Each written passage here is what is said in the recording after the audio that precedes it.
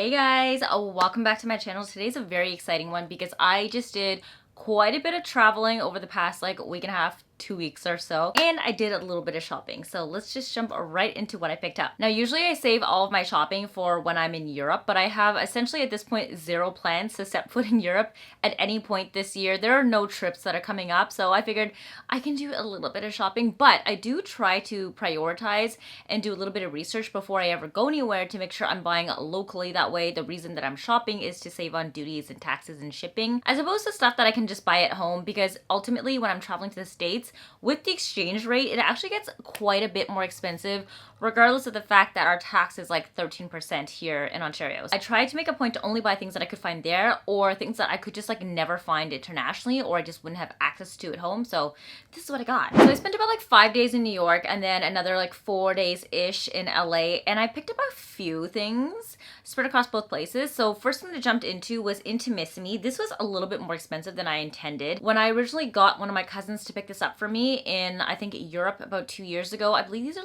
29, 30 euros in total for one of these cashmere tops from Intimissimi. I got the white or the vanilla one. I can't remember the exact name of the color. It was 30 euros, which I believe translates to maybe 45 Canadian at most. And then with the exchange rate and VAT back, it's reasonably affordable for cashmere. I did not think it would get that expensive, so when I randomly walked by an Intimissimi in New York, on my way to a Mango actually, I saw it and I was like, let's just go in and pick up another one because I actually love my white one. I wear it to bits, and I've been keeping my eye out for a black top that's similar to that, and I haven't found anywhere that does anything quite similar fit-wise. Working with a framework of around 45 Canadian dollars, I went in and I tried this on. I didn't even look at the price tag because I didn't think it was going to be significantly more expensive. I tried on a couple. I tried on this one. I tried on a marled kind of brown color, and I tried on a navy, and I considered getting all three of them. I was like, it's slightly over 100 Canadian. I can probably swing that. No, guys, it was 60 USD. The exchange rate for Canada right now is 1.35.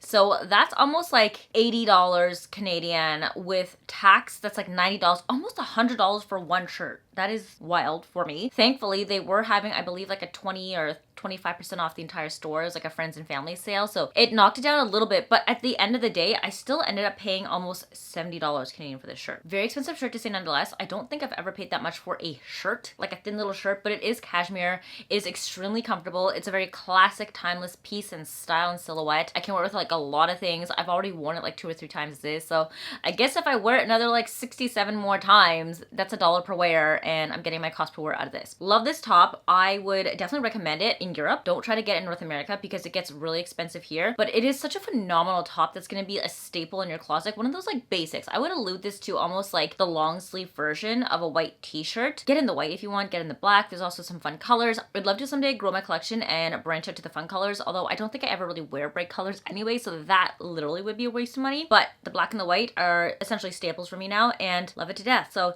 expensive, but in my head, because I get so much wear out of it, I think it's worth it. So that was a pit stop on the way up to Mango, and the reason I wanted to go to Mango was because they released a capsule collection with a bunch of really pretty looking dresses that were just not released in Canada at all. I thought that stuff on Mango was also readily accessible in Canada. Apparently not. They have special collections that just don't get launched here, and I just so happened to see this girl, I believe she's Australian, post a video of this dress on TikTok about maybe a week or two before I left, and I was like, that dress is amazing. I knew I had an upcoming black tie cocktail party in LA I needed to attend, and I don't really have a lot of dresses like that. I have a lot of very summer dresses, cottagecore dresses, fairy tale vacation. I don't know how to explain it, princessy, ruffly, flowy big dresses, but I don't have a lot of formal looking dresses, and I kind of want to grow that side of my closet a little bit more because I have noticed that I've strayed away from wearing the floral dresses as much. Even when I'm traveling, they've slowly become less floral, less ruffly, and a little bit more I would say looser materials gauze and linens and cottons, and still flowy silhouettes and shapes, but not ruffly and princessy as I used to anymore. My style has tamed back quite a bit. I'm a little bit more classic and minimal now.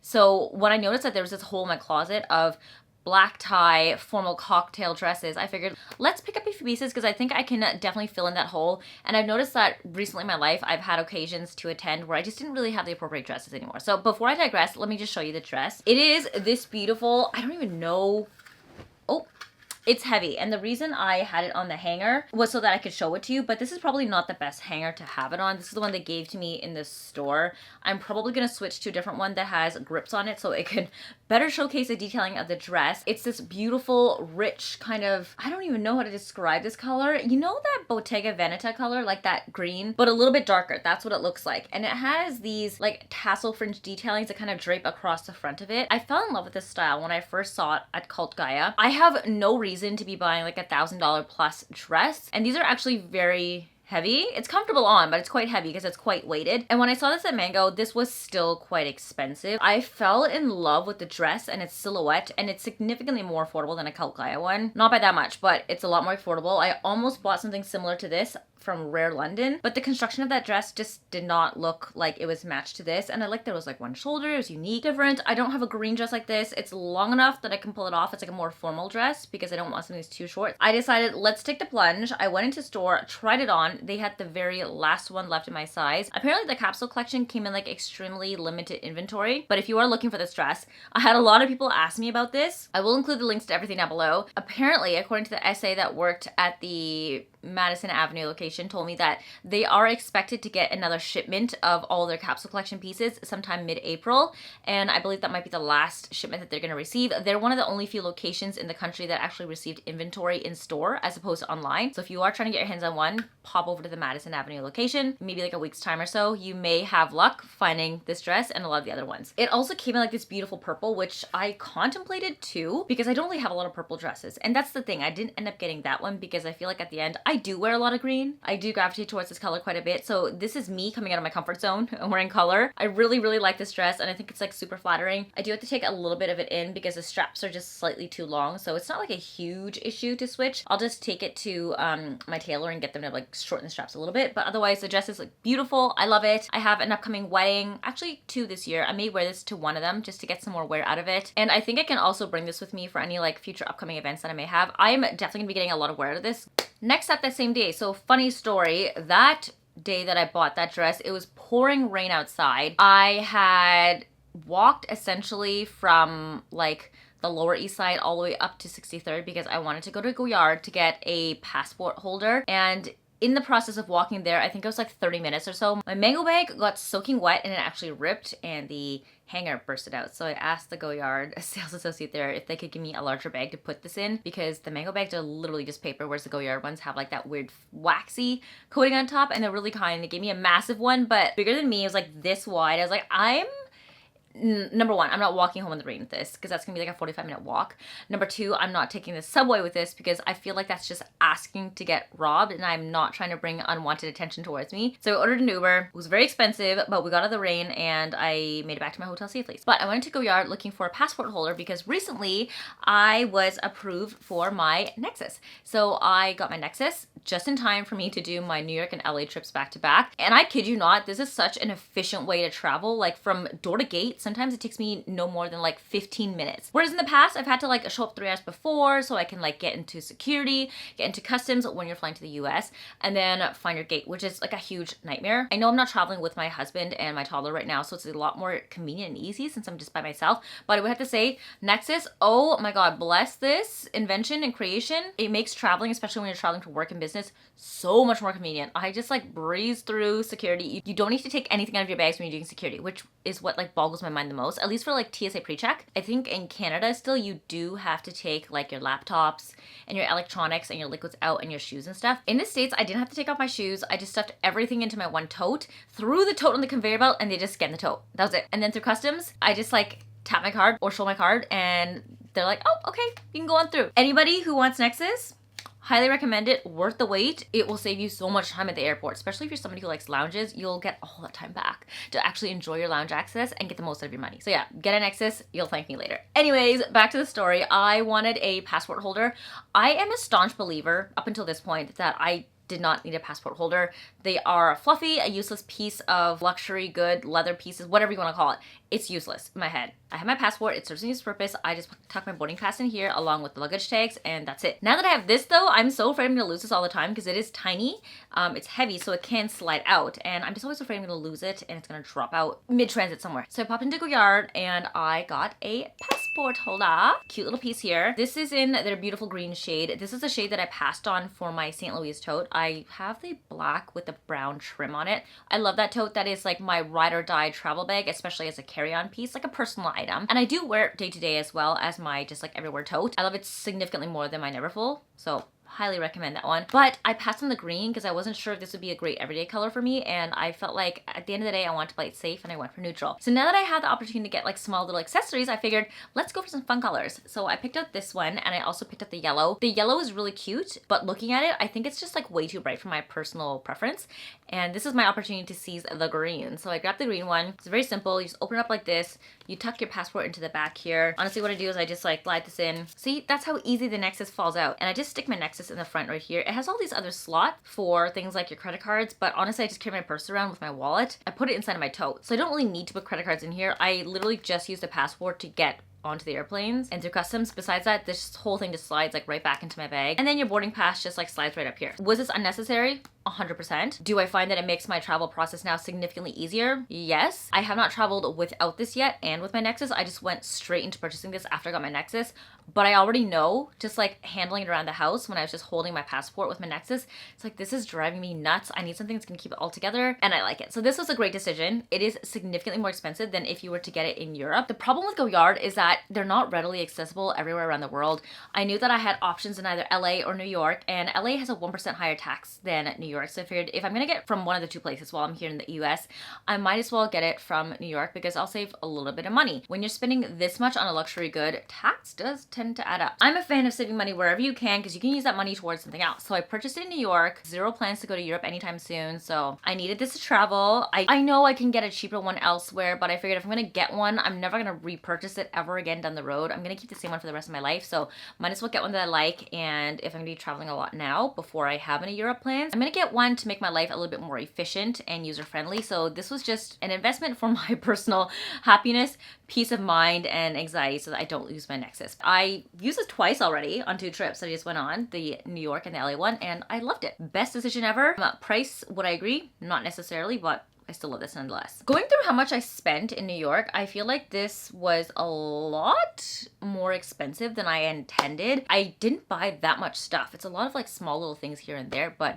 now I'm adding everything up in my head. I'm like, oh, okay, Vic, you spent quite a bit of money in New York. I wasn't intending to though, but this is the problem. When you get to New York or like LA and they literally have anything and everything under the sun that we do not get access to in Canada, you're just so tempted to buy it all. And I'm so used to essays here telling me like, no, we don't have that, sorry, that when I go in there and they have it, I'm like, do I just buy it then? Anyways, this is the last thing that I got in New York, and I almost didn't get this because they didn't really have my sizes, but I tried on a bunch of them. It's a pair of jeans. You guys know I've been on the hunt for a brand new pair of wide leg jeans now, and I saw this brand online. It's called Still Here. A couple of people on TikTok raved about them and said they were like some of the comfiest fits ever, and they looked really great on them. So I figured since I'm living in the Lower East Side where all the stores I want to shop at, usually I stay around like Soho because I love that area, like Bowery, Mott, and Green and Elizabeth and Spring. Like that's kind of like my shopping zone, my happy place. And if I need to go up to 5th and Avenue to do all of my like my bougie shopping, I go there. But I usually stay in the core area in Soho to get all of my contemporary and fashion like clothing stuff. Anyways, Still Here's a New York brand. I popped into their little location on, I think it was Elizabeth, and they had quite a few variety of jeans, but the one that I wanted was specifically the everyday silhouette. Now this has like the perfect amount of bagginess to, I guess, like fitted ratio for my body. I've tried a lot of them everywhere that make it really uncomfortable. It's too high-waisted, it's too baggy at the crotch, or like the hips are too tight. No. Still Here, chef's kiss. I have never found a pair of baggy pants more comfortable than these ones, and I have done quite a bit of shopping for them. I've tried like a Goldie ones, I've tried Silver Lake, I've tried Mother Denim. I did like a whole variety when I was in LA back in February. Yeah, back in February. Didn't find a single pair that I liked until I found these. So this is a classic color in the everyday silhouette. It's like a mid-rise waist, but it's not too high or too low. It actually sits perfectly, and I was worried that it wouldn't be flattering on my body, but it just like hugs and skims my curves, so I love them. And this is 100% cotton denim. It comes all the way down to here. Classic color, it's like a medium kind of bluey shade. There's no feathering or distressing on this at all, which is what I wanted. I wanted a pair of jeans that were essentially like virtually untouched. The hems at the bottom are just like a crisp folded up hem, nothing raw here. It will get raw over time as I wear it because they are quite long, but these are so comfortable. The cotton feels like it's brushed almost on the exterior and in the interior. They have a slightest kind of stretch to it, although they're not really supposedly designed to have stretch, but it has stretched a little bit. The thing with their jeans is I actually went in looking for the milk color, which is the white. The essays there informed me that the white actually fits a little bit tighter than their denim wash ones, so I tried it on and she was right. I believe right now Still Here got really popular recently, so they were missing a lot of sizes between like 25 all the way up to like 29. All they had were like 22s, 23s, 24s, and then like 30s and upwards. My problem is that I used to be a 24 prior to Harrison, and since having him, my body has just changed, and I am like a 25, 26 depending on the brand. So I did not think that I would have luck trying a pair of pants on there. They did have this final pair of the everyday style in a 24, and I tried it on. They fit like a glove, like slightly too tight, but like besides that, perfect. One of those pair of pants that I was afraid that if I eat, I'm gonna get really uncomfortable. They did tell me that it would stretch like slightly over time as you wear it, and they weren't wrong.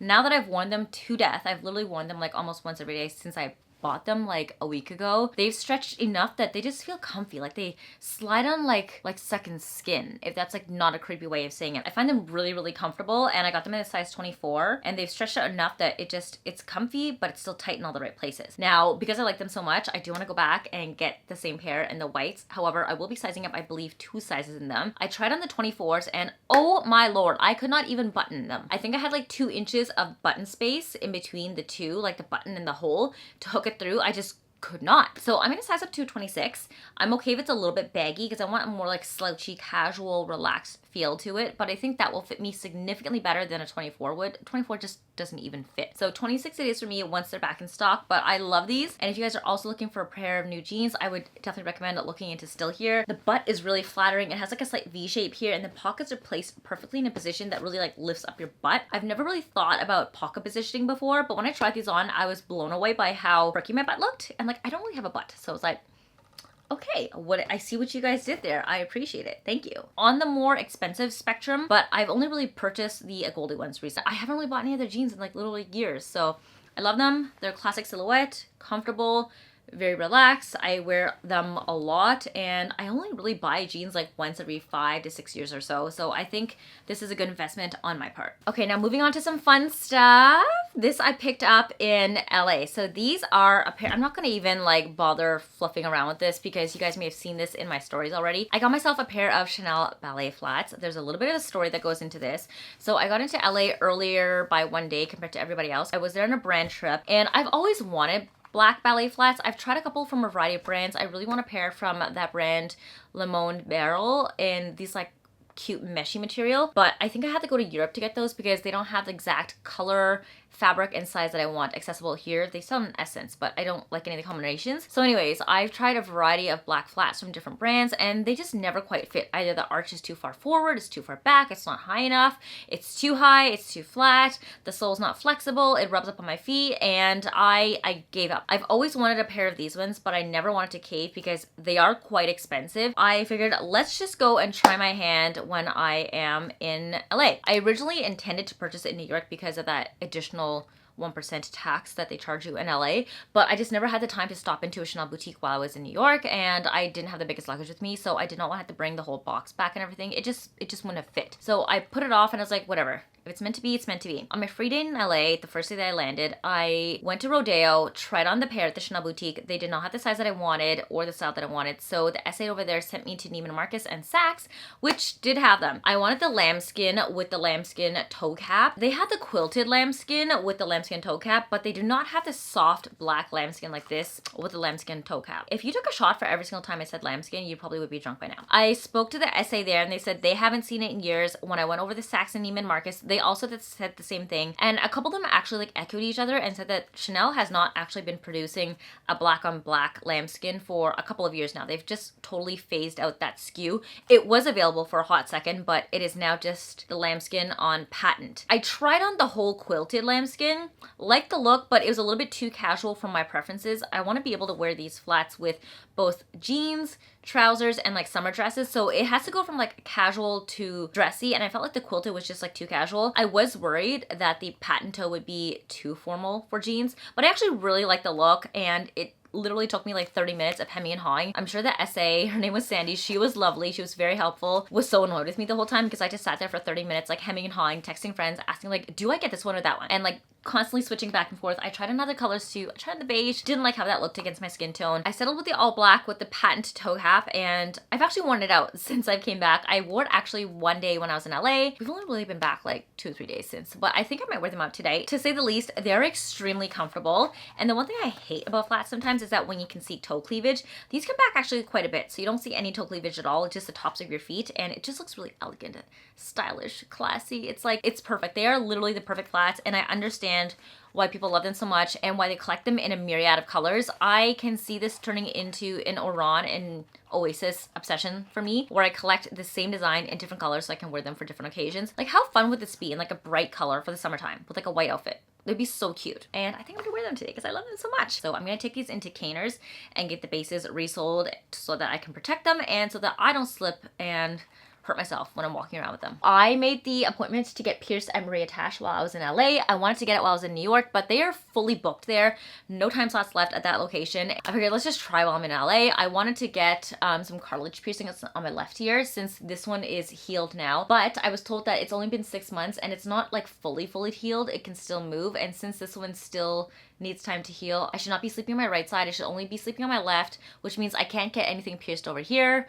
I did want a stacking earring, so I figured let's just do that in the lobe because these heal really quick, like within a month or two. I got this little diamond baguette stacking piece right here. It's very unique, different, off the cuff. I know it's not everyone's cup of tea because it's a totally different look than what you usually go for when it comes to pierced ears. The traditional are just like in the middle of the lobe going up, but I wanted something like a little bit different, and I love this look, and if I really hate it down the road one day, I can always just take it out. They're just piercings. My body is just for fun, so I got this one. I have had, granted, zero pain with the piercing since I got it done, and the piercer, his name is Stefan. I can't remember his last name, starts with a B. I'm so sorry.